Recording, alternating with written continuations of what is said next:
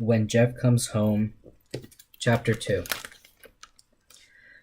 I stared at the ceiling, lying on musty sheets under my old blue comforter. Now that I had Dad's permission to sleep, I couldn't do it. The window facing the street was just a few feet away from my bed. I knew Ray could be out there now, leaning against his car maybe, waiting for me to give it up and come join him. That's stupid. He doesn't want to be arrested. He's gone. But I sat up, pushing the covers back, naked, shivering in the winter air. I did not want to look. I wanted to find Dad and ask him to look for me. I wanted him to tell me that Ray was not outside, and even if he was, he would never let him come near me again. I made it to the window and, kneeling to hide myself, pulled the curtain to one side. The porch light was still on. The police car had left, and it was no longer raining. I did not see anyone come outside, and I should have turned away then, but I couldn't. Narrowing my eyes to try to see beyond the space illuminated by the light, I leaned forward, searching. As my eyes adjusted to the dark, I froze, horrified, as I thought I saw the silhouette of a man standing against the far corner of the house. I squinted, hoping the outline would reveal itself as something else. A hedge, some gardening equipment, the shadow of a tree, but the image only became more defined. Finally, I broke contact, looking down, not wanting to believe my eyes. You're imagining things. You half want him to be there. The bad part of you wants that. I looked again, boldly, almost certain I would see nothing, but the man had moved a few steps toward the light, outlined clearly now, and he was looking up at my window. Falling back against the wall, I stared ahead blankly. I could hear my heart beating, feel it thumping against my chest. Would he break in, knock, climb up to my bedroom and come through the window? That's stupid. He didn't see you. It's too dark. He doesn't know where you are. He would have to look in every room. By then, I could get away, or go with him. But I pushed that thought aside. I should warn them. Instead, I stayed where I was, resting my head on my knees, covering my ears so I would not hear Ray as he made his way inside. He would have to look in every room. That meant Charlie's room. Ray would leave her alone probably, but he would look in Brian's room too. I sat up. Ray wouldn't. Brian was too young.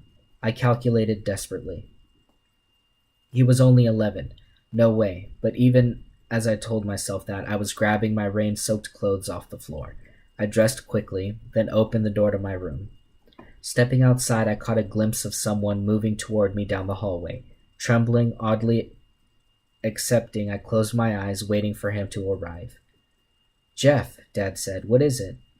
I opened my eyes slowly. Dad was standing in front of me. "I thought someone was in the house," I said after a moment. "Who?" Dad said urgently. "You mean whoever brought you here?" "Yeah, I saw someone outside, by the porch." My voice shook. "By the porch, just now?" I nodded. Dad let out his breath in a long sigh. "That was me." I stared at him. "I just walked the perimeter of our house and every corner of the yard. There's no one out there. You don't need to feel scared." I nodded again, not trusting my voice. "Jeff, who brought you here?"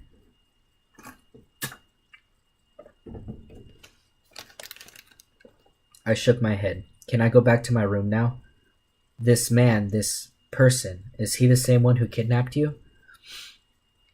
If I wasn't so tired, if I'd had more time to think, I might have come up with a believable story that would calm Dad and earn me a few days of peace.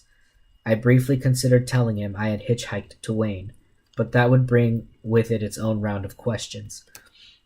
"Yes," I said, "he's the same guy." "Who is he?" I didn't answer. "Are you scared of him?" "No," I said, looking down. "No, not at all." "Then why are you shaking?" Dad asked. "Why are you so pale? Why—" I closed my eyes. "Please leave me alone," I whispered. "Tell me this, just this. I need to know." I waited, knowing what he was going to ask. "Did he hurt you? Did this man hurt you?" "No." I shook my head, attempting a smile. "No way. He just wanted a kid to stay with him, I guess. To be like his son or something." Dad stared at me. "Or more like a friend, maybe. A traveling companion. He never did anything to hurt me." "Jeff," Dad hesitated. "If he did hurt you, it's all right, you know. It's not your fault. We would all know that." Bullshit. Nothing happened, I said, meeting his eyes for an instant, then looking away. Sure, Dad said quickly. Listen, why don't you come downstairs with me and have a snack? We can talk. Sorry, I said, I'm really tired. Dad nodded. All right. Indulge me for a second, though. I looked up at him slowly. What? I want to hug you again. I guess I can't quite believe you're really here. I didn't tell him no, and Dad came forward, enfolding me into his arms. This time I could not stop myself from shuddering. Are you cold? He said, stepping back from me. Yeah, a little, I guess. I knew my face was red.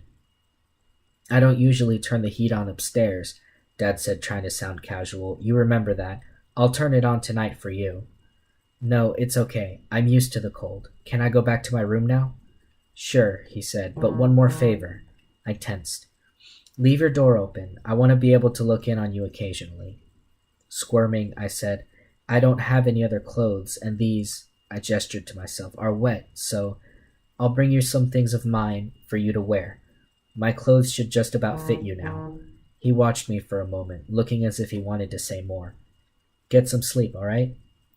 I waited until he had gone into his own room to retreat into mine. I pulled my clothes off quickly and jumped back under the covers. The bedroom door was wide open, and I did feel safer. But I knew that feeling was illusory.